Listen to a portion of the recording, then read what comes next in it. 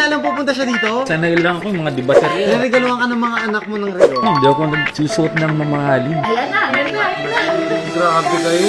Another watch, another day. Sa lounge naman tayo guys kasi meron tayong another deal. Go, lakas ng ulan.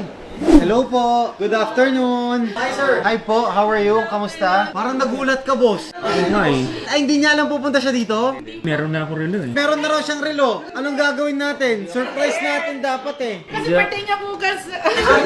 Hindi ako nagsusuot ng ano eh. Mamahaling relo. Sanay lang ako yung mga debater yan. Paano yan? Niregaluhan ka ng mga anak mo ng relo. Payag ka boss? Sabi ko hindi ako nagsusuot ng mamahalin. Ayan na.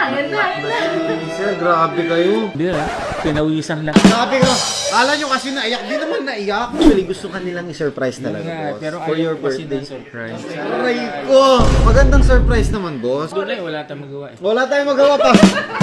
Boss, wala kang choice. Mamimili ka talaga ng isa. Hindi ako pwedeng mamili kasi hindi naman ako yung bumibili. Pero para sa'yo, boss eh. Ano paborito mong kulay? Black, blue, or white? Kahit ano, wala akong favorite eh. Speechless na siya. Kahit ako speechless, mami. Ikaw ba naman sabihan mo, re-regalo mo ako ng Rolex? Meron ako Rolex kaso yung binili ko sa Divisory.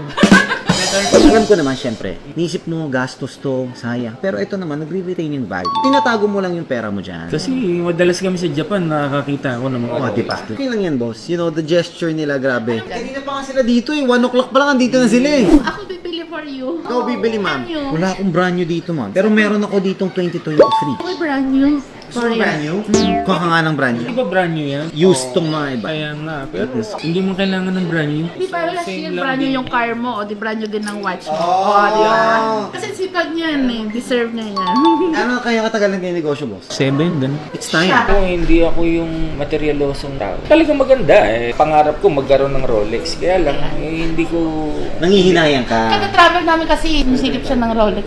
Here we have the Submariner 2025, brand new. Yan, ilang milyon. Walang milyon to. This is only 889. Oh, mura lang pala. Ay, mura lang. Ayan ma, may sticker pa siya from Rolex. Wala na Reference ito is 126610. Ito kasi yung pinaka-classic na Rolex of all time. Now, if you want something na medyo formal, ayan, meron tayong mga Datejust na 41. What do you think? Pili ka na. Pero ako brand new, chef Fred. Yung second hand magano? 759. Halos mga 100 yung difference ka. Ano yung pinili ko? Ito yung pinili mo, 838. Pero this is not brand new, ma'am. This is a 2019 model. Ito, 2025. This year to. Pag piliin mo si sir, baka mas gusto niyo yung Datejust 41. Lahat naman yan maganda.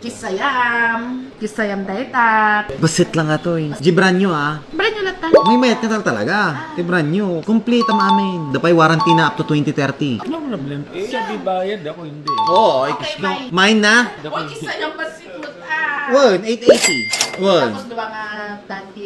May isa lang ah. Madami agong kita ma. May close eyes tayo. Close eyes nga.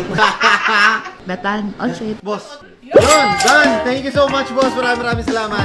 Boss, kaarawan mo bukas. Masaya ka ba? Pensahan mo na yung mga taong nagmamahal sa'yo. Dahil birthday, happy! Ay, gano'n. Yung budi, pare. Pahingi ako ng large na isabaw. Change master. Masakit yung ulo ko. Masakit ba ulo mo? Pogi daw. Nasa mall, tapos naka-shade. Boss, sukat mo lang na. Sakto.